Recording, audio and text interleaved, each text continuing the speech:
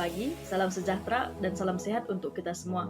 Perkenalkan, saya Isabella Anissa Firenamani dengan NPM C1B0-18002. Nah, di video kali ini, saya akan membahas beberapa materi manajemen lembaga keuangan dan perbankan, yaitu ada 4 materi. Yang pertama, leasing atau sewa guna usaha. Yang kedua, model ventura. Yang ketiga, anjak piutang. Dan yang keempat, pegadaian.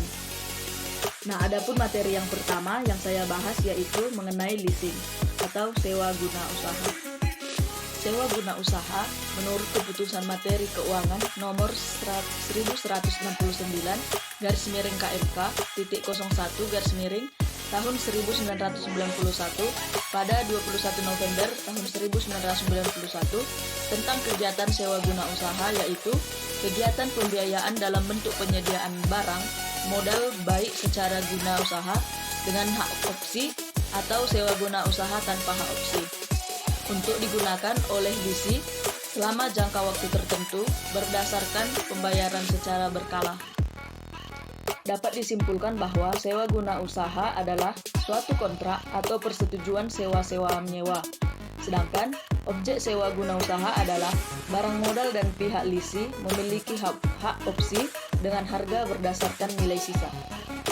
Nah, dalam nilai guna usaha atau leasing ini terdapat pihak-pihak yang terlibat dalam nilai guna usaha atau leasing, yaitu ada 4, yaitu yang pertama, lessor, yaitu perusahaan leasing atau pihak yang memberikan jasa pembiayaan kepada pihak lisi dalam bentuk barang modal. Yang kedua, lisi, yaitu perusahaan atau pihak yang memperoleh pembiayaan dalam bentuk barang modal dari lessor.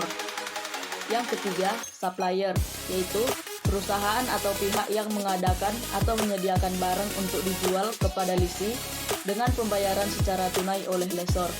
Yang terakhir ataupun yang keempat, ada bank, yaitu dalam suatu perjanjian atau kontrak leasing, pihak bank atau kreditor tidak terlibat secara langsung dalam kontrak tersebut. Namun, pihak bank memegang peranan dalam hal penyediaan dana kepada lessor. Masuk kita ke materi selanjutnya, yaitu kegiatan leasing.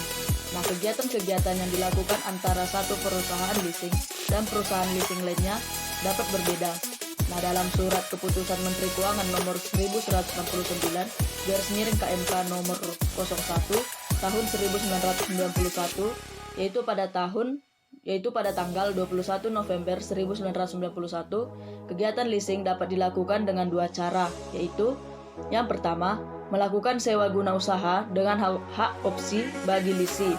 Yang kedua, melakukan sewa guna usaha dengan tanpa hak opsi bagi lisi. Nah, di sini saya akan membahas satu persatu dari kegiatan lisi tersebut. Yang pertama, melakukan sewa guna usaha dengan hak opsi bagi lisi, yaitu lisi ini mempunyai hak opsi untuk mengembalikan barang tersebut, memperpanjang atau membelinya. Yang kedua, melakukan sewa guna usaha tanpa hak opsi bagi lisi, yaitu lisi ini tidak terjadi pemindahan kepemilikan aset, baik di awal maupun di akhir periode sewa. Nah, adapun jenis-jenis perusahaan leasing dalam menjalankan kegiatannya dibagi ke dalam 3 kelompok, yaitu yang pertama, independent leasing, yang kedua, captive lessor, yang ketiga, leasing broker. Nah, di sini saya akan membahas satu persatu dari jenis-jenis perusahaan leasing tersebut. Yang pertama, independent leasing. Independent leasing merupakan perusahaan leasing yang berdiri sendiri, dapat sekaligus sebagai supplier atau membeli barang-barang modal dari supplier lain untuk dilisikan. Yang kedua, captive lessor. Captive lessor yaitu perusahaan jenis ini, produsen atau supplier mendirikan perusahaan leasing dan yang mereka lisikan adalah barang-barang milik mereka sendiri. Yang ketiga, leasing broker, yaitu perusahaan jenis ini kerjanya hanyalah mempertemukan keinginan lisi untuk memperoleh barang modal kepada pihak lessor untuk dilisikan. Sekian materi yang pertama, yaitu mengenai leasing atau sewa guna usaha. Saya akan melanjutkan ke video selanjutnya, yaitu mengenai modal ventura. Terima kasih.